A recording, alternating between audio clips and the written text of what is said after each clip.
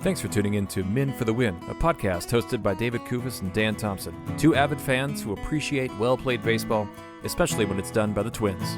Men for the Win is sponsored by the Grand Group with Edina Realty. Are you looking to purchase a new home in the Twin Cities area? Or perhaps you're trying to sell your current home? Whether you're upsizing or downsizing, the Grand Group with Edina Realty will meet all of your housing needs. Contact the Grand Group by emailing thegran, that's G-R-A-N, group, at edinarealty.com, or call them by phone at 612-817-8751. The Grand Group with Edina Realty, 7-time Minneapolis-St. Paul Magazine Super Agent Award winners.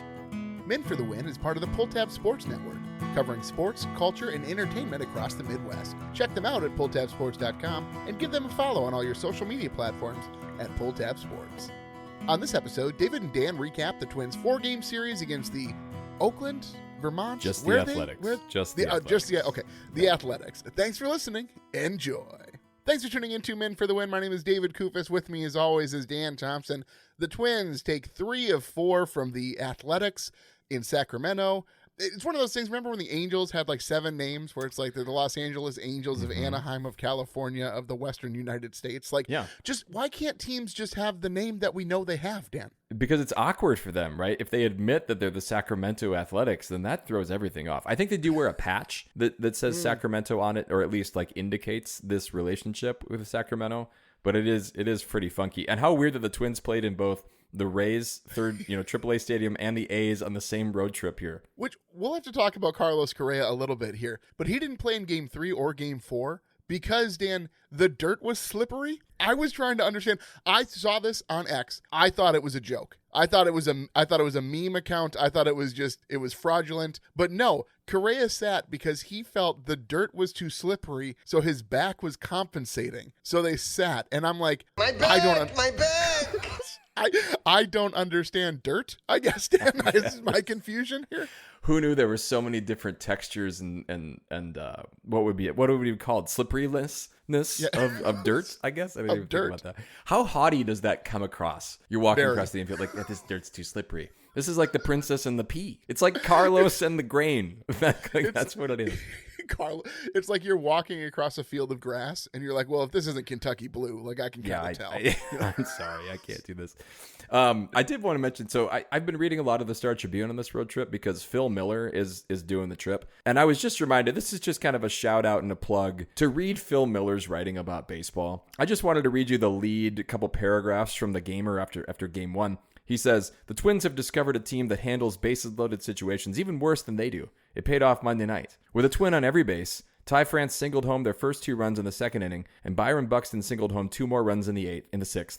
The Twins added 6 more runs in the night and captured their first ever game at Sutter Health Park 10-4 over the Don't Call Them Sacramento Athletics. And I love how he turns. It was just great writing. I just appreciate what he does. So shout out to Phil Miller at the Star Tribune. We at least are reading you.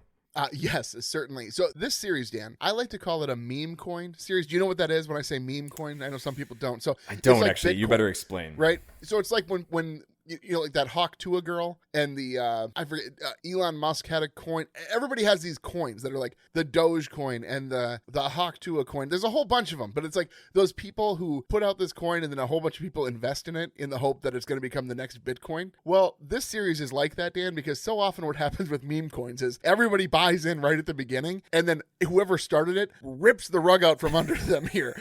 And then they take all of the money that was invested and they just keep it themselves. And that's very much what happened to the Twins in this series, Dan. But hold on, how did they do that? By winning the first 3 games and scoring lots of runs? Yeah, so it's like everybody was buying into this hot new coin. Oh, and then they lost Game 4, 14-3. It all here. Yes, gotcha. Exactly. Okay. The numbers were so inflated at the beginning, Dan, and then it just totally flipped itself on its head. I mean, it did feel pretty good. We're gonna get into the games here in just a minute, but we have to start also mentioning that Pablo Lopez is out for 8 to 12 weeks with a teres major strain. Do you know what that is? No, but it's really annoying because every time I read it, I read teres as tear. And so in my head, I think he has a tear of some sort. And I'm like, well, he's not coming back from that. And everyone keeps telling me, no, he's totally going to be back in 8 to 12 weeks. I don't believe that man's ever been to medical school.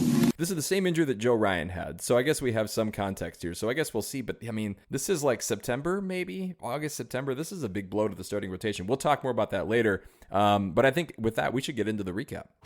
Series recap. Game 1, Dan. Twins win this one 10-4. Bottom of the first, the A's are threatening with Lawrence Butler on third, but Rooker hits a ball to Cody Clemens, who throws out Butler at home. And I have to say, for a team that has struggled to make the routine plays on contact plays against opposition, it was just nice that it was Clemens and Vasquez. Now, far be it from me to criticize Christian Vasquez's defense, right? Like, offense, if there's one sure, thing the I'm man gonna can do, I mean, he could catch, right? He did. It was just a very beautiful play. Go watch the replay if you haven't seen it.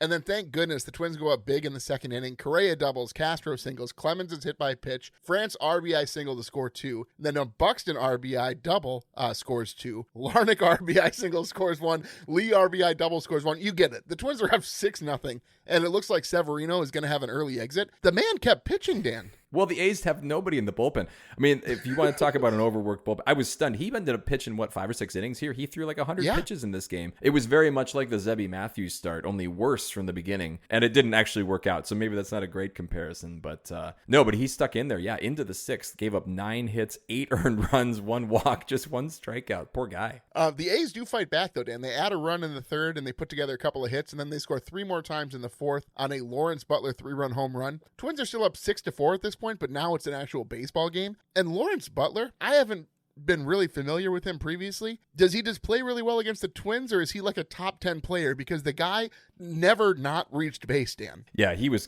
quite excellent. I was a little bit worried here, especially in the bottom of the 5th when Joe Ryan loads the bases, but then he gets 2 pop-outs. These were long at bats too. Like these weren't like first pitch things. And then a ground out escapes the jam. 97 pitches, though, so that's the end of Joe Ryan's night. And then, thankfully, the Twins add some runs in the top of the 6th. With 2 outs, Cody Clemens singles, Ty France doubles. Clemens didn't know there were 2 outs or something like this. This could have been maddening because he probably should have scored. He ends up stopping at 3rd. But it doesn't matter because Christian Vasquez walks to load him up, and then Buxton comes up with a big RBI hit to knock in 2. So it's Twins up 8-4. And then he steals second base, but Lee strikes out to end the inning, but feels a lot better. Lee redeems himself a bit later in the top of the 8th. They add another run, so Twins are up 9-4. In the 9th, the Twins, they score 1 more for a good measure. Buxton comes up with 1 out. The base is loaded and hits a sac fly to score Willie Castro. Twins are up 10-4 at this point.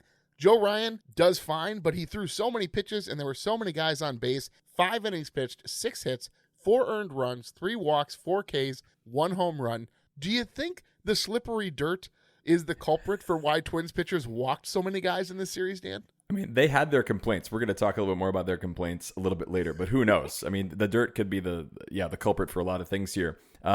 Stewart, Varland, Topa, Funderburk finished the game out. Funderburk walked a couple guys. Topa gives up a hit, but no damage done. This is the perfect spot to use those guys. Buxton finishes 2 for 5 with 5 RBI, actually ties a career high and his most since April 24th, 2022. Everybody in the Twins starting lineup gets a hit, and everybody feels really good. Yes. Let's go on to game 2, Dan, which I had somebody at work say, did they win? I looked at the scores and I couldn't figure out if they played another game yet because the Twins win this one 10-3.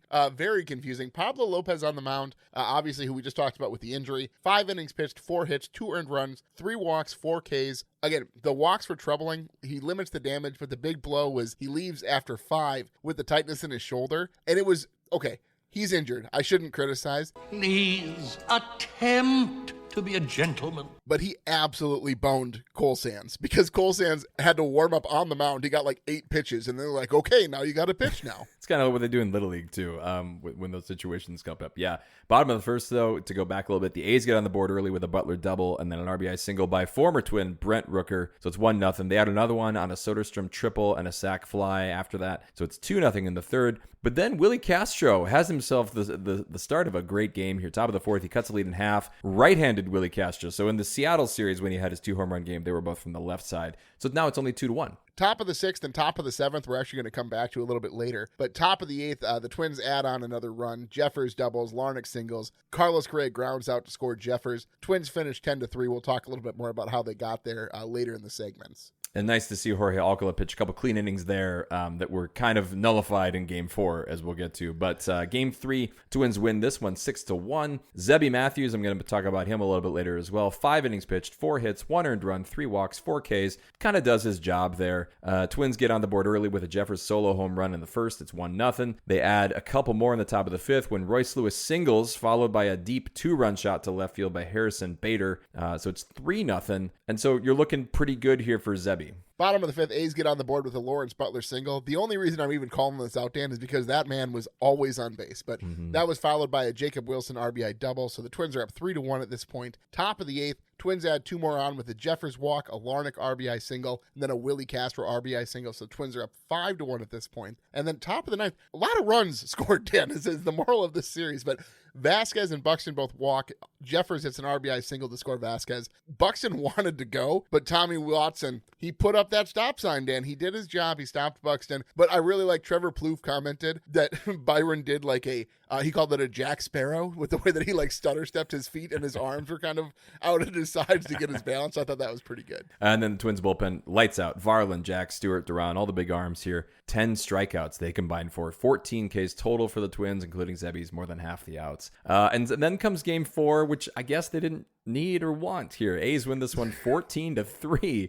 I don't know. I mean, Festa was making the start here as he kind of joins the rotation. He was not on right away. No, we're going to talk a little bit more about Festa later because I'd say that there's extenuating circumstances. But folks, for those who don't know, Dan is an English teacher, and one book that is primarily dear to his heart Absolutely. is the Lord of the Rings series. So Trevor Plouffe, I don't know if this was the media team or if Trevor Plouffe just is really into the Lord of the Rings, but throughout this entire game, he keeps making references to Lord of the Rings, and he starts by talking about how the keys to the game is the Fellowship of the Bat, and like how they have to all work together to get hits and score runs. And what was so funny about this, like he's talking about Rohan and he's talking about Gandalf coming from the east, and he's calling Provis Elrond and stuff, and it's just so funny because Provis has no idea. He's like, I don't even know what you're saying. And so if you listen, I don't know why you would go back and listen to this, but it's in like the 7th inning where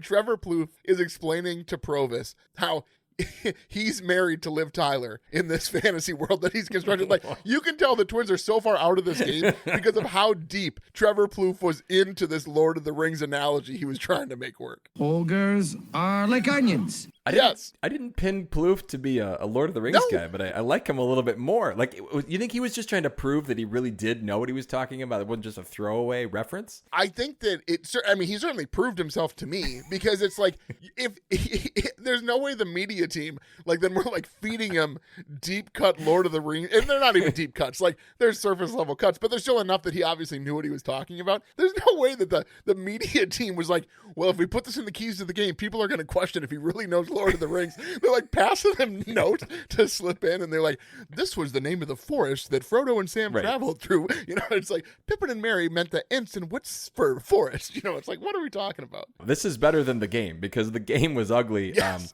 I mean, the A's scored a lot of. It's not a lot to say. The A's score a lot of runs. It's 7-0 in the bottom of the third. Top of the fourth, there is a bright spot where Wallner hits a solo shot, so it's 7-1. But you don't really feel like they're going to come back in the bottom of the fourth, especially because the A's had 4 more. They had 3 more. I mean, it's like as it goes here. The Twins get a couple in the 7th, worth noting, I guess, on a France RBI double and a Lee RBI single. But then A's get them right back. Soderstrom goes 2 for 5, 6 RBI, a couple home runs. Alcala, Funderburk, and everybody's favorite Jonah Bride, which I didn't know he could pitch. I think it was the first time we've seen him throw. I don't know that he can pitch, Dan. I think today would actually be evidence in the opposite direction. But they didn't want to use Castro. They didn't want to save his arm, I guess, just in case they need him in the Toronto series. So, it's not good. Prior to this game, though, the A's were 1-20 with a negative 100 run differential. Is that on just during that stretch? During that shoot. You know what? I didn't look it up when they showed the stat. But that's impressive. I mean, like, at any point to be that many runs behind. Let's look. I have the standings up here. On the season, their run differential is negative 117. So that would make sense. Because this team started, they were like 23-21 at some point. I assumed going into this series that this was going to be a more competitive one because I thought the A's were good. But the A's are only 3.5 games better than the White Sox. Well, I think the problem is, Dan, is that they have offense and they have guys who can play, but they have nobody who can pitch. And they would be better off signing Jonah Bride as a pitcher at this point, Dan. Well, just for some context, so the Twins have given up 225 runs, which is one of the fewest in the American League. The A's have given up 392. I mean, nobody else is like really anywhere close, I think, in the National League. Even the Rockies have given up 377. So, yeah, they're bad. You know what's even more frustrating, Dan? What? Than being that bad at baseball is when you get that pulled pork out of the crock pot at the graduation party and it's dry on that bun. And you look around and they have some not great barbecue sauce, and all you want, Dan, is just something to make this pulled pork taste delicious. And can I tell you what that thing is, Dan? What's that? Jimmy's coleslaw dressing gives your slaw the zip and zing that everyone will be talking about, Dan. Available in original, fat-free, and pineapple. Jimmy's is family fun and locally owned. Delicious on burgers, brats, pulled pork, and as a summertime side. You can't go wrong with Jimmy's. Pick up a jar today. Jimmy's salad dressings and dips. Don't you be messing with my dressing. Catch 'em all, Kirby Puckett! Puckett's Picks winner. The rare victory. The rare victory for Dan Thompson here.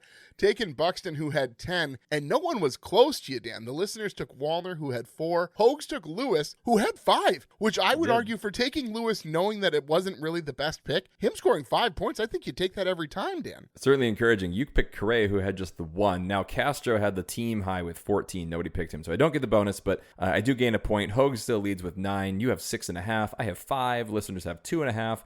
And in points, Hogs has 85. You have 56. And the listeners and I each have 32. Beast versus Bench. Is losing fun? Is losing fun? I mean, I have to go with Byron Buxton, especially for his performance in Game 1 and Game 2, when he was, he really kind of keyed those victories. But again, we can't say it enough. He looks healthy. He's running the bases well. He's playing center field. He's playing at an all-star level right now. I know his finish wasn't great to the series, but his OPS is still 802 with an average of 265. Byron Buxton, we all love to see. Yeah, and it was nice to see that he hit the wall a couple of times, but it seemed like he was able to brace himself. I guess one more issue with this field is I guess the warning track is either too long or too short. I forget which one. I think it's too long is the issue. So Buxton thought the wall would be closer than it was. There's the dirt again. It's messing him up.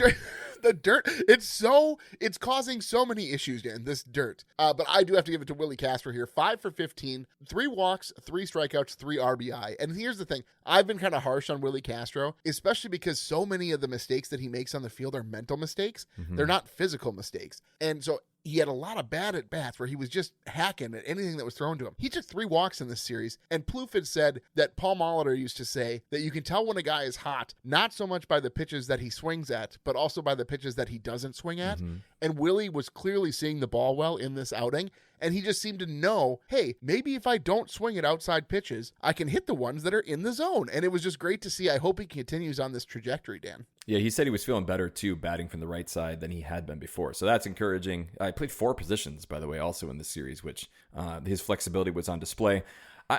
For my bench, I'm going to go with Joe Ryan. Not so much because he only went the 5 innings, but because he was complaining and then was kind of wrong about the umps, at least. So his line in the story after Game 1 was, he says, the automatic ball strike system needs to be here. These guys are so bad in big situations, Ryan complained, believing missed calls contributed to his 3-run 4th inning when Lawrence Butler homered to deep center field. This is part of the story. Without those calls, quote, I go 6 innings there probably for sure and save another bullpen arm. Now, I will grant that he maybe has a point about one pitch there, because on the ump scorecard, it's the second one, which is one of those pitches that he's talking about there too.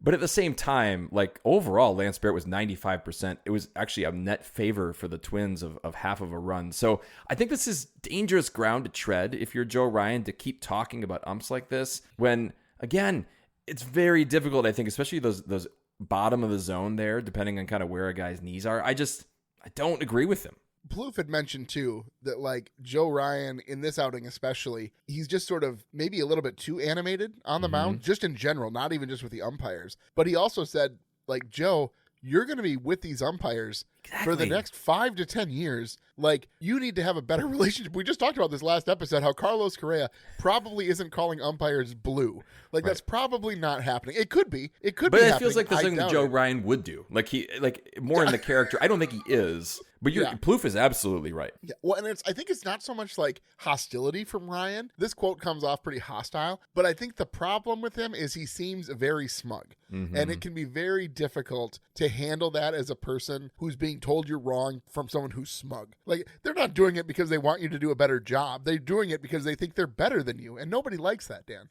Who's on your bench? So David Festa, this was bad. Okay, we talked about it. It was a very poor outing. There is a caveat here, though. From what I understand, his phone was on silent. He had 45 missed calls when he woke up to the team manager for the Saints pounding on the door, telling him he had to pack so he could get on a flight. This is So like, he flew- sorry, if I may, this reminds me of Gary Sinise, you know, in Apollo 13, when he's like, like the astronauts are floundering and he's turned the TV off and he's like in bed and like the NASA people come knocking his, like, this is the same kind of moment, David. With all due respect, sir, I believe this is going to be our finest hour. Well, Dan, this is not Hollywood. This is the MLB because it was not David Festa's finest hour.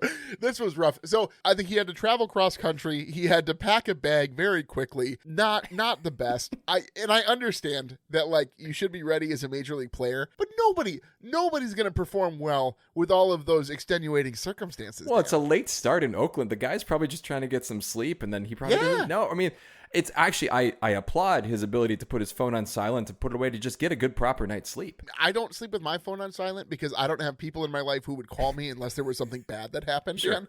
But other than I understand that if I was a more logical person, I would probably sleep with my phone on silent also. Well, Dan, let's keep pushing here. Rocco's Rewind. Rocco's Rewind. So you're talking about pitchers here, actually. The faith in Zebby Matthews, I think, has been rewarded by Rocco, and I think this shows some good judgment here. We talked a couple series ago or a couple episodes ago about how even when Zebby had an outing that was only like 4 2/3 or something like that, Rocco was really complimentary of his stuff. He thought that he was pitching better, and then he had that outing in Seattle where he gave up the 4 runs.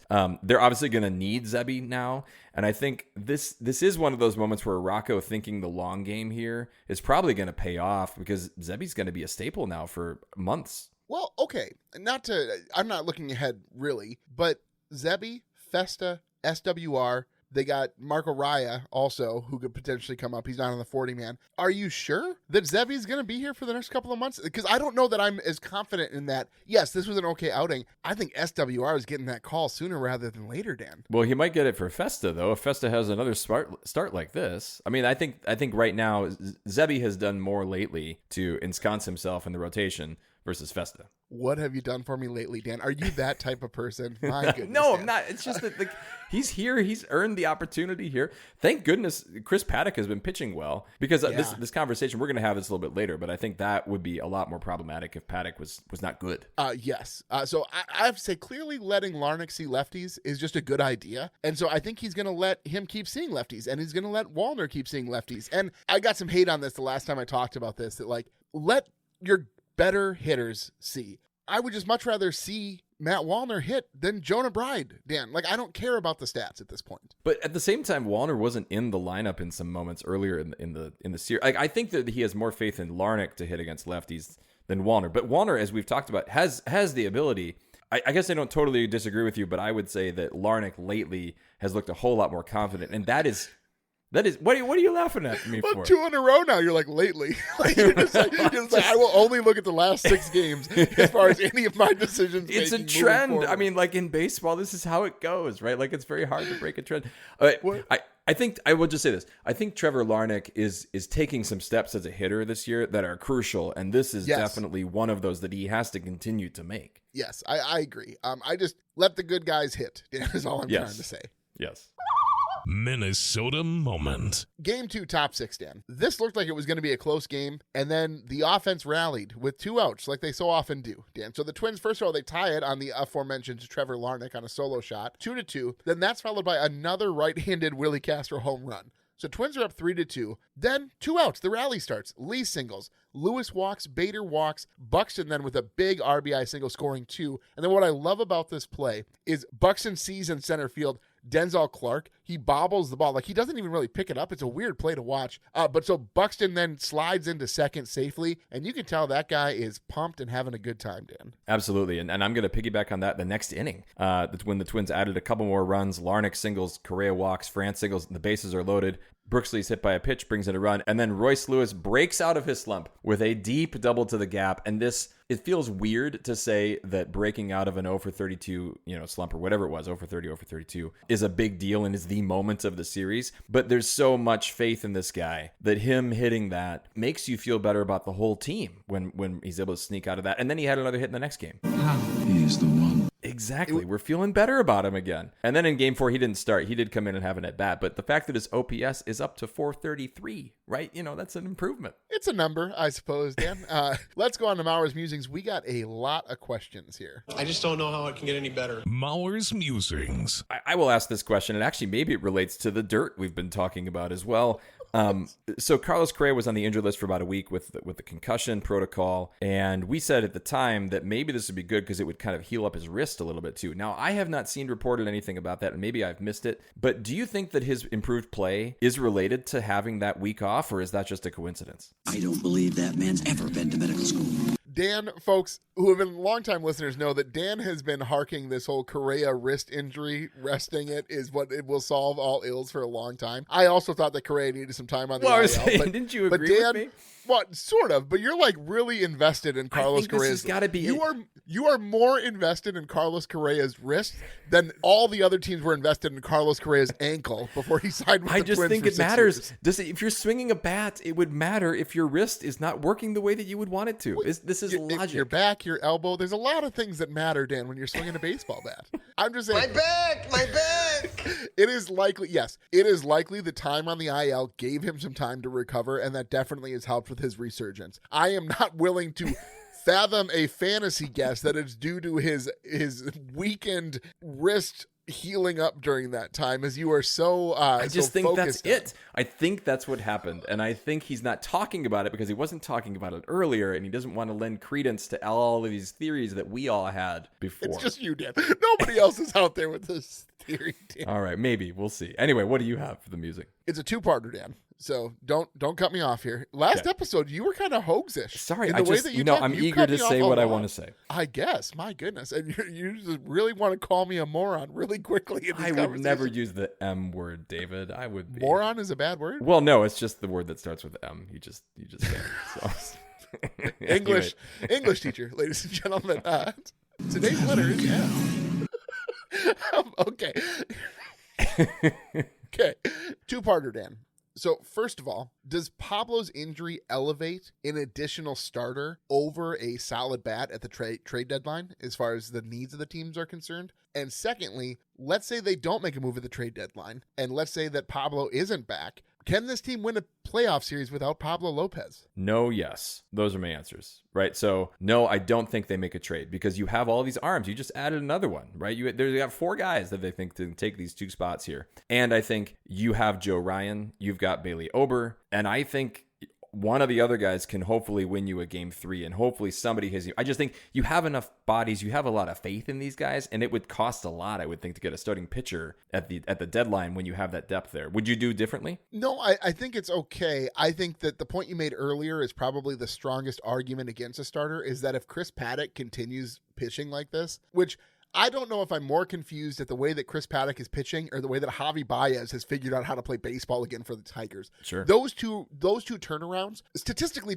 I don't understand it, Dan. Javi Baez, I was diving into this a little bit because I'm so curious. He was bad for so long, Dan. So many years. It wasn't like 6 months slump and then he came back and he's all better. It's like he was bad for so long to just flip a switch all of a sudden. I don't understand. I am obsessed about this. This is like the 4th episode in a row I've talked about. That's a lot of Javi Baez here. Well, to your point, I mean, like his OPS in 21 was 886, 22, 671, 23, 593, 24, 516. This year, 728. 200 and something points to your OPS? Yeah, it doesn't make any sense to me. So, no, I guess I would say that if Chris Paddack continues pitching like this, yes, they can still win a playoff series. And I would agree, probably not worth trading for another starter. But it's so weird when you watch a series like this where the Twins have put up a ton of runs, Dan. It's all of a the sudden A's. You start thinking that's the thing, though. Well, I mean, they're playing the A's. Total fair point. Totally a fair point. But this is also one of the first series we've had the full complement of position players who can actually hit the ball. So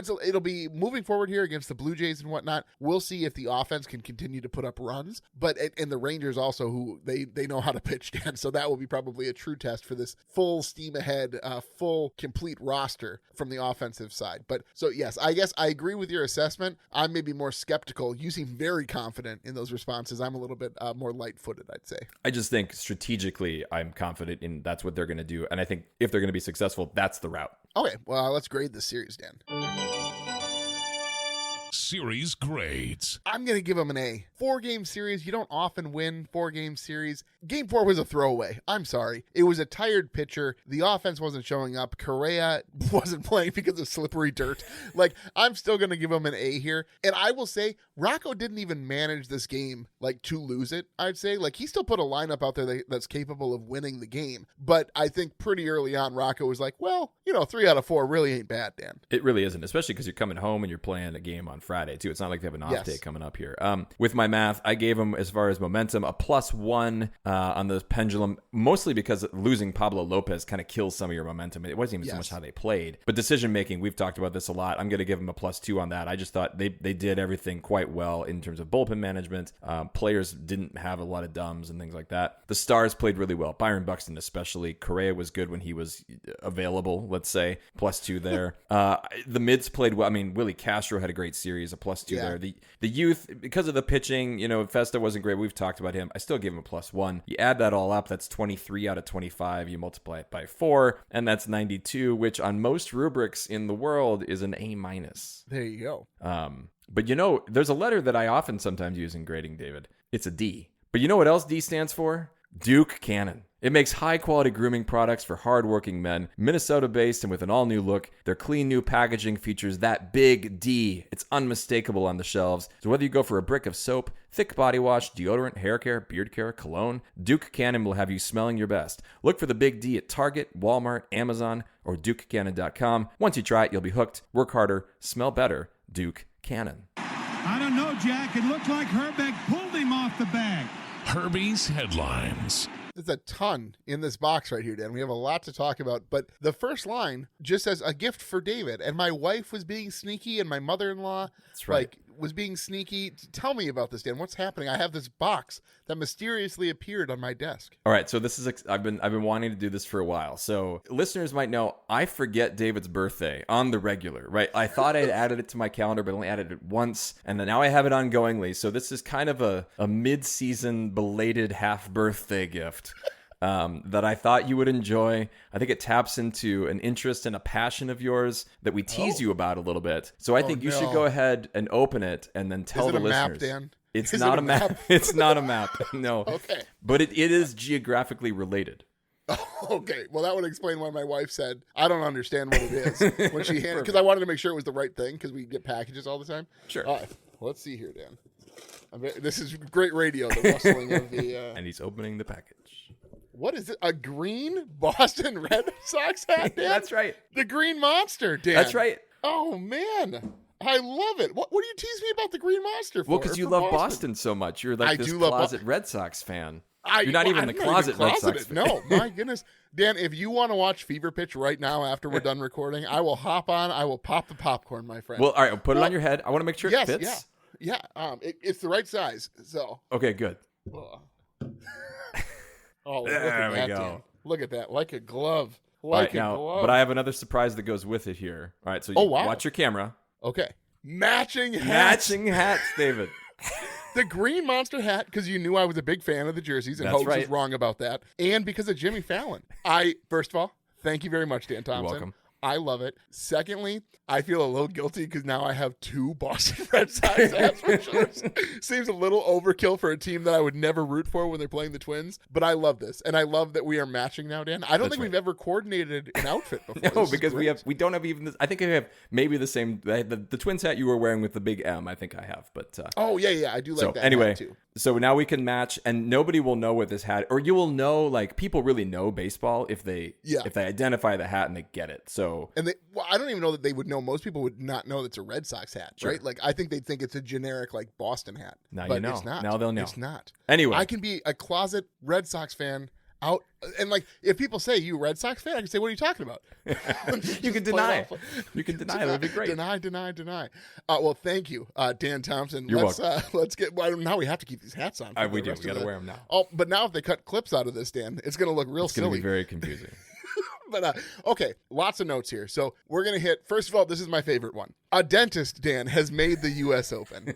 And I love this because folks who have listened to the show for a while know that we always talk that, like, how old you are can be ascertained by your dreams, right? That like when you're dreaming about a life switch, we always talk about how you're thinking, I could still make the MLB as a pitcher. You know, if I really applied myself, I could totally do that. But you know, Dan, you know when you're getting old to when that changes to, I could probably make the PGA. I'm not dead. And this guy did. A dentist made it. Yes, Matt Voigt qualified by winning an event in Walla Walla, Washington. I just wanted to say that. Is that close to you? Yeah, town's so nice they named it twice. Okay. Oh, you even know. That's the slogan. Another quick note here.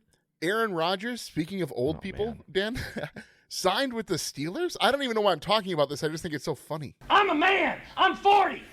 The worst kept secret in football. We'll have to ask Hogs about it next time he's on, since obviously he has some strong feelings about Aaron Rodgers as a Packer fan. One baseball note and then one Women's College World Series, softball series here. It's Texas wins game 1 over Texas Tech after the pitcher who's trying to intentionally walk the batter because they have runners on second and third with first base open. She leaves it like over the plate, Dan.